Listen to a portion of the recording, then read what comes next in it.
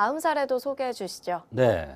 이번에는 46세 여성이 내원했는데 얼굴이 각이 진 기과로 생겼고 여성치고 코가 오똑하게 이쁘게 생겼습니다.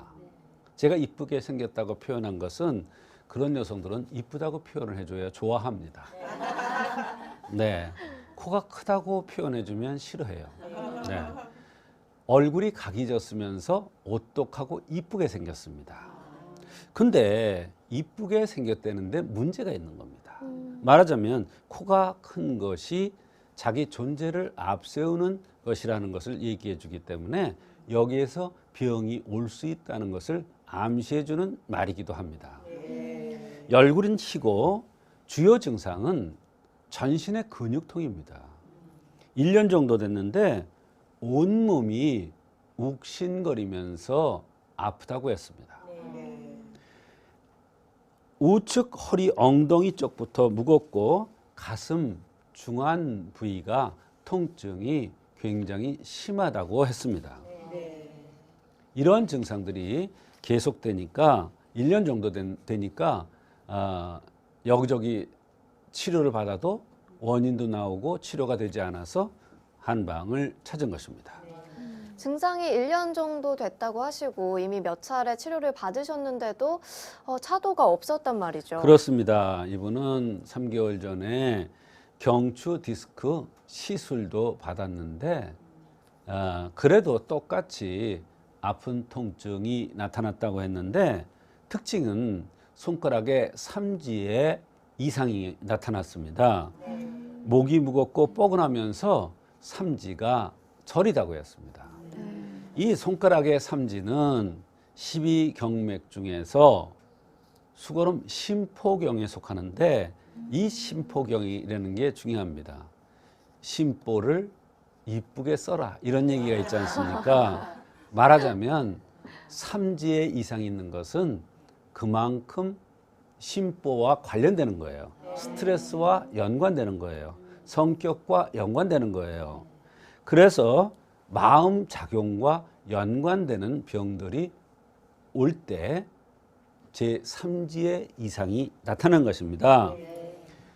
이것으로 인해서 손목 터널근도 나타날 수가 있고 팔이 저린 증상도 나타날 수가 있고 제3지의 이상이 나타나기도 하면서 이분이 그만큼 이런 증상이 나타났다는 것은 스트레스를 많이 받고 있다는 것을 얘기해 주고 있는 것입니다.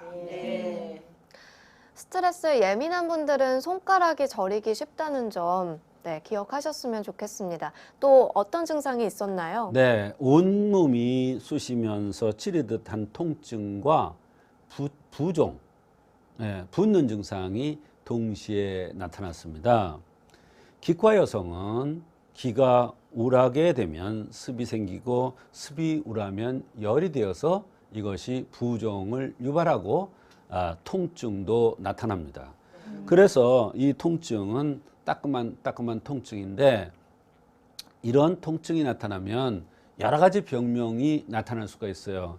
그러나 병명이 중요한 것이 아니라 생긴 모습과 나타난 양상, 은근하게 아프냐, 따끔따끔하게 아프냐. 그러나 이 여성은 따끔따끔하게 아프다고 그랬어요. 또 붓는다고 그랬어요. 열이 있다고 그랬어요. 이 모든 증상은 기가 울에서 나타난 현상입니다. 치료는 어떻게 해주셨을지도 굉장히 궁금합니다. 네, 이분처럼 원인 모를 증상으로 여러 곳을 다녀도 치료가 되지 않는 경우가 많습니다. 여러 곳을 다녔는데 치료가 되지 않아서 해결책이 나오지 않는 거예요.